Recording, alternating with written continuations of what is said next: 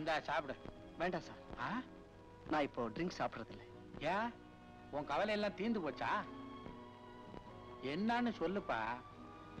ராதா எனக்கு இருந்த கெட்ட பழக்கத்தை நிறுத்திட்டான். யாரு? அந்த கோபிநாத் மருமகளா? ஆமா சார். அப்படியா? நீங்க நினைக்கிற மாதிரி ஒண்ணு இல்லை. அட நீ ஒண்ணுப்பா, இந்த காலத்துல இதெல்லாம் தப்பே இல்ல. என்ன சொல்றீங்க? அன்னைக்கு உங்க 2 பேரையும் கிளப்ல பார்த்தேன்ல, அப்பவே முடிவு பண்ணிட்டேன். என்னன்னு? ராதா உனக்கு பொருத்தமான பொண்ணுன்னு. சார் நானும் எவ்வளவோ முயற்சி பண்றேன், ட்ரிங்க்ஸை நிறுத்தவே முடியல. ராதா உன்னை கட்டுப்படுத்திட்டான்னா அவதான் உனக்கு சரியான மனைவியா இருக்க முடியும். எதுக்குப்பா யோசிக்கிற? ப்ரொசீட். நான் கோபிநாத் கிட்ட சொல்லி கன்வின்ஸ் பண்றேன். அட சோடாவாவது சாப்பிடுப்பா, என்னால கம்பெனி இல்லாம முடியாது. உங்ககிட்ட சொல்லாம நான் வேற யார்கிட்ட சொல்ல போறேன்? ஷாலு, நான் ஒருத்தைய விரும்புறேன். But one side. யாருன்னு அது சொல்லு. உடனே அப்பா கிட்ட சொல்லி கல்யாணத்துக்கு ஏற்பாடு பண்றேன். ராதா. ராதாவா? ஏ? ஏற்கனவே அப்பா 10 பொண்ணு ஓடி போயிடுச்சு. அதுவே நம்ம குடும்பத்துக்கு அசிங்கம். அதனால ராதா விதவை, ஒரு குழந்தைக்கு தாய். அவங்களை கல்யாணம் பண்ணிக்கிறத யாருமே விரும்ப மாட்டாங்க. நான் விரும்புறேன். மத்தவங்கள பத்தி எனக்கு கவலை இல்லை. இதுதான் முடிவா? என்ன சொல்றேன்? ராதா தான் உனக்கு மனைவி ஆகணும்னு இருந்தா அதை யாராலும் தடுக்க முடியாது.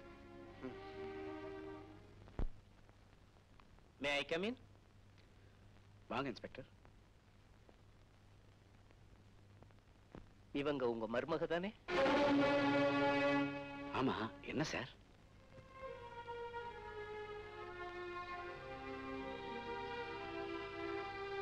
Please sit down. ரயில் விபத்துல காணாம போன பெட்டி கிடைச்சிருக்கு. இவங்க வந்து அடையாளம் காட்டி வாங்கிக்கணும். அதுக்கு என்ன சார்? ஷீல் கம். சிரமத்துக்கு மன்னிக்கணும். நாங்க வர்றோம்.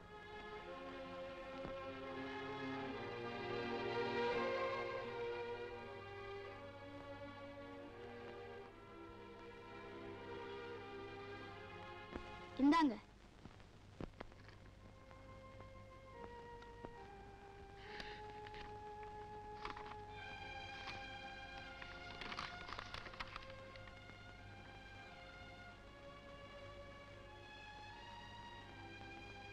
ராதா, 1 லட்சம் ரூபாய்க்கு சேகர் இன்சூர் பண்ணது கிடைச்சிருக்கு.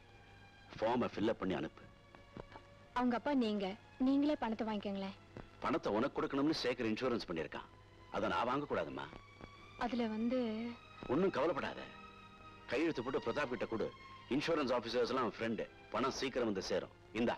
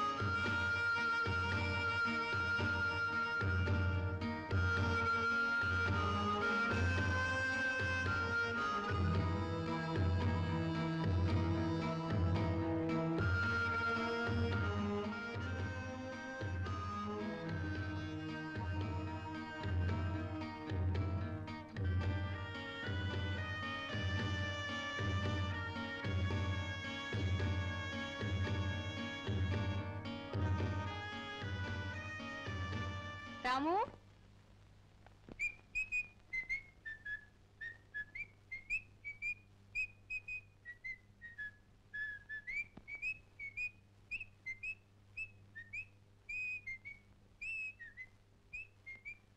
எங்கடா போற? என்னடா இது? பிரதாப் ஐயா கிட்ட ராதாமா கொடுக்க சொன்னாங்க. டேய் கொண்டாடா. ஓ, இன்சூரன்ஸ் ஃபார்ம் ஒழுங்கா ஃபில் பண்ணிருக்காளான்னு பாக்குறேன்.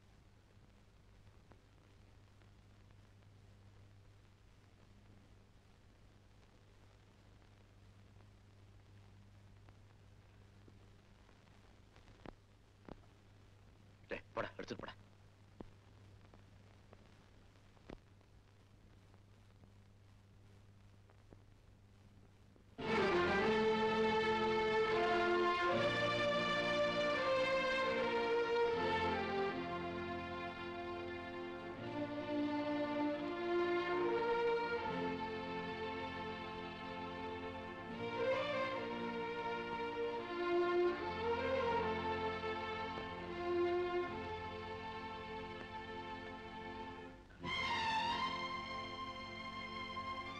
வாங்க, சாப்பாடு ரெடியா இருக்கு.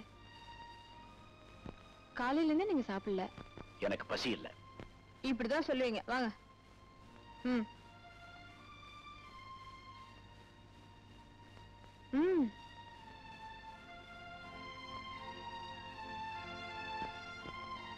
என்னால யாருக்கும் தொல்ல வேண்டாம். உங்களுக்கு கவனிச்சுக்கிறது எனக்கு தொல்லையா? ஏன் இப்படி பேசுறீங்க? என்ன வலுக்கட்டாயமா சாப்பாடு போட்டுட்டு இருக்கீங்க? வாப்பா, நீயே சொல்லு. பசி இல்லைன்னா விட்டுட வேண்டியதானே? வேலை வேலைக்கு சாப்பிடலன்னா எப்படி? ராதா மாதிரி மருமக வீட்டுக்கு ஒருத்தர் இருந்தா. வந்த வேலையை விட்டுட்டு ஏதோ பேசிட்டு இருக்கிய. ஆமாமா, நாளைக்கு நம்ம எஸ்டேட் மாரியம்மன் கோவில்ல திருவிழா. அதுக்கு நாங்க வரணுமா? என்னை விட்டுடு. நான் வெளியில கிளம்புற மூட்லயே இல்ல. ராதா, அது அங்கேயே கிளம்பா. வீட்டுக்கு பெரியவங்க நீங்க. நான் இந்த வீட்டுக்கு மட்டும்தான் பெரியவன். என்ன சொல்றீங்க? யாரையும் நான் கட்டுப்படுத்த விரும்பல. ராதா எங்க வேணும்னாலும் போகலாம். தடை சொல்ல எனக்கு உரிமை இல்லை.